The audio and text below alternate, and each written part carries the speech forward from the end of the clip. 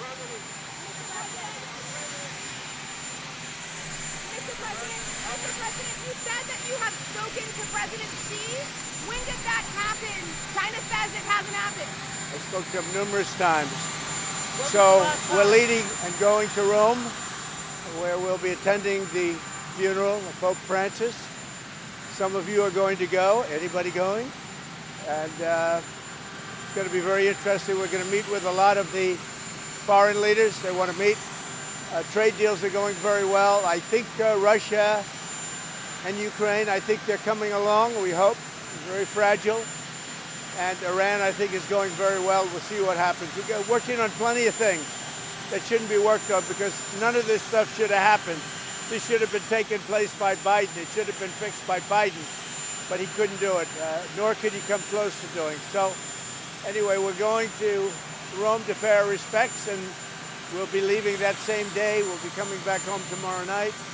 And I'll see some of you over there. Otherwise, I'll see you on television. How was the Witkoff meeting this morning? You said you spoke with President Xi. Have you spoken to him since the tariffs? When did you last speak with him? I don't want to comment on that, but I've spoken to him many times, yeah.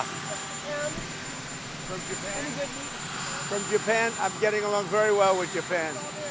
We're very close to a deal. Will you be meeting with President? I'll be meeting with the Italian, yes. Your Prime Minister? No, with President Zelensky. Oh, it's possible. How would you with the First Lady remember Pope Francis, sir? How would you with the First Lady? Very well. Good man. He loved the world, actually, and he was just a good man. I met him twice. I thought he was a fantastic kind of a guy.